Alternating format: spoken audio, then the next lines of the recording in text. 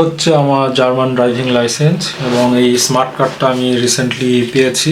আজকে আমি তুলে ধরবো এই ড্রাইভিং লাইসেন্স বানাইতে আমার কত খরচ হয়েছে, আমার কত দিন লেগেছে, আমার কতটা থিওরি ক্লাস লেগেছে, কয়টা প্র্যাকটিক্যাল ক্লাস লেগেছে, আমি কি ইংলিশে করেছি না জার্মানি করেছি, আমি স্টুডেন্ট অবস্থায় বানাইতে আমার কত দিন লেগেছে, এবং যারা বিগিনিং আমার মতন যারা ফার্স্ট গাড়িতে হাত দিয়েছে বা জার্মানিতে এসে বা বাইরের দেশে এসে যারা প্রথমবারের মতন গাড়ি চালানো শিখবেন, কিভাবে শিখবেন, এই সম্পূর্ণ জিনিসটা আজকে তুলে ধরবো এই ভিডিওতে। তো সম্পূর্ণ ভিডিওটা দেখতে থাকুন।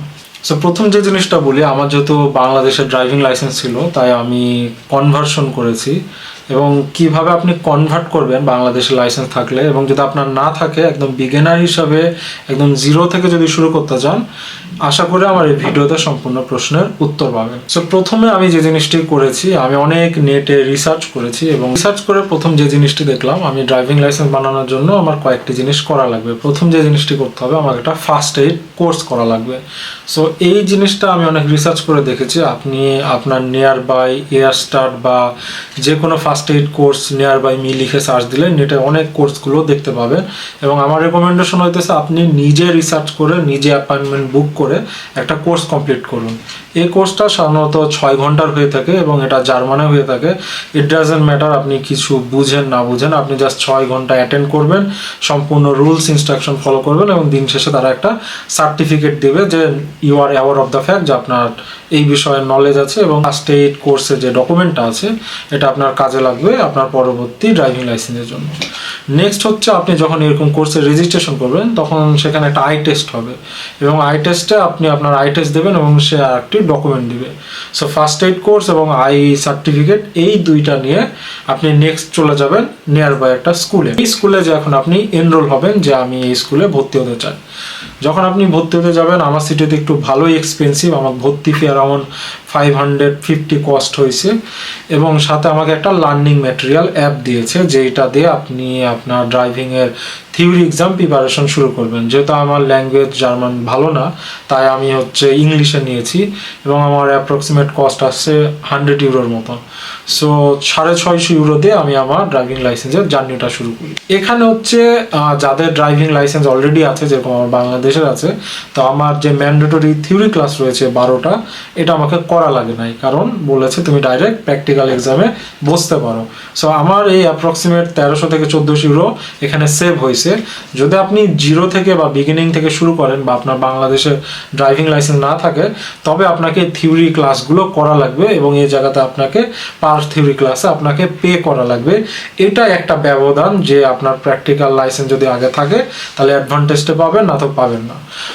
এরপর যখন আমার সম্পূর্ণ থিওরি পড়াশোনা শেষ বা আমার মনে হয়েছে আমি এখন এক্সাম দিতে চাই, ঠিক আমি যে জানিয়েছি, অবশ্যই আপনি চেষ্টা করবেন আপনার এই প্রিপারেশন শেষ হওয়ার 2 সপ্তাহ আগে যে জানানো, কারণ আপনার থিওরি এক্সামের যদি তারা অ্যাপয়েন্টমেন্ট বা ডেট ফিক্স করতে চায় তবে অবশ্যই তাদের 2 সপ্তাহ থেকে 3 সপ্তাহ লেগে যাবে। তো 2 থেকে 3 সপ্তাহ পর আমার থিওরি এক্সামের জন্য আমাকে একটা রেজিস্ট্রেশন এবং প্লেস লোকেশন তারা আমাকে সেন্ড করেছে। সো থিওরি এক্সামটা মূলত এরকম হয়ে থাকে যে আপনি সর্বোচ্চ 6 মার্ক ভুল করতে পারবেন।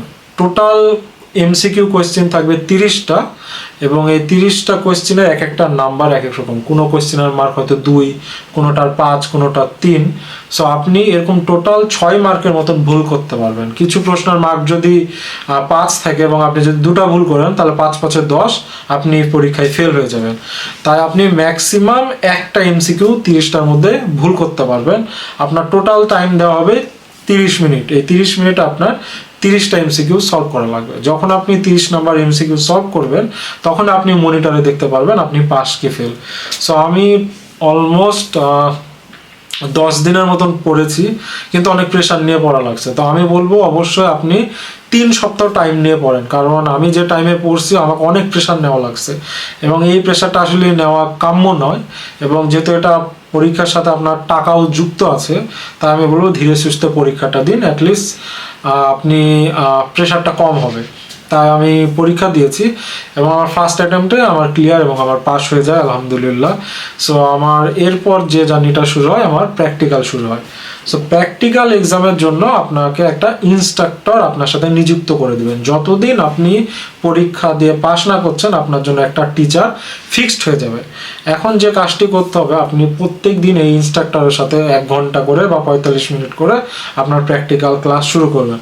কোনো দিন হয়তো অটোবানে শেখাবে, কোনো দিন হয়তো রাইট বিফোর লেফট, রাস্তার যে রুলসগুলো আছে জার্মানি, সে প্রত্যেক দিন একটা করে শেখাইতে থাকবে। এবং যখন আপনার ইনস্ট্রাক্টর মনে হবে আপনি রেডি, তখনই সে আপনার এক্সামের জন্য ডেট ফেলবে। এবং এটা যেহেতু একটা এক্সপেন্সিভ এক্সাম, তাই আপনি যদি শিওর না হন আপনি পরীক্ষায় যে ফেল করেন, আপনার হিউজ মানি একটা ড্যামারেজ যাবে। তাই আপনার ইনস্ট্রাক্টরের সাথে আপনার বন্ডিং বা আন্ডারস্ট্যান্ডিংটা খুব ভালো হওয়া উচিত।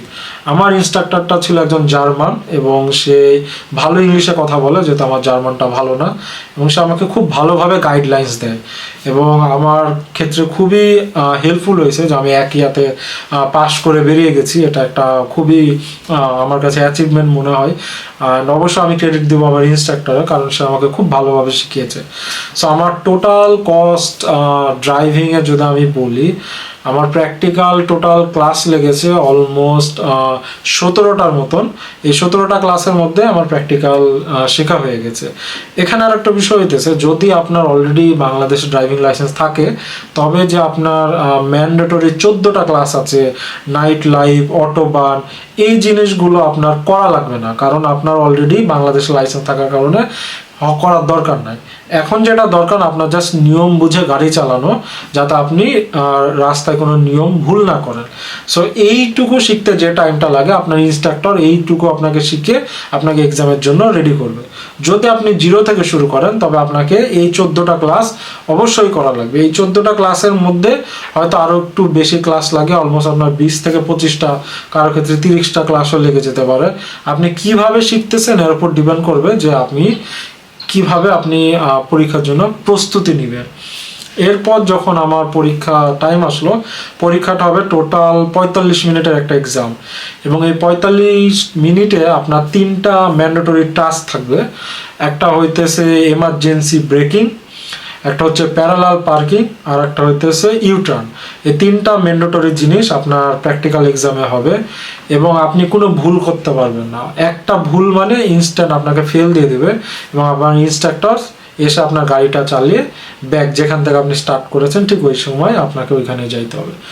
প্র্যাকটিক্যাল এক্সামের শুরুতে কিছু টেকনিক্যাল প্রশ্ন করে থাকে, সাধারণত জার্মানে হয়ে থাকে।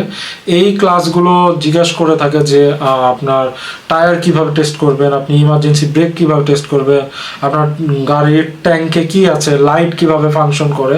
এরকম অনেক ক্লাস আছে যেগুলো আপনি জানতে পারবেন এবং আপনার ইনস্ট্রাক্টর অবশ্যই আপনার প্র্যাকটিক্যাল ক্লাসের মধ্যে হেল্প করে থাকবে। সো যখন আপনি 45 মিনিটের পরীক্ষা শেষ করবেন এবং পরীক্ষা শেষে আপনার এক্সামিনার বলে দিবে you are pass or fail.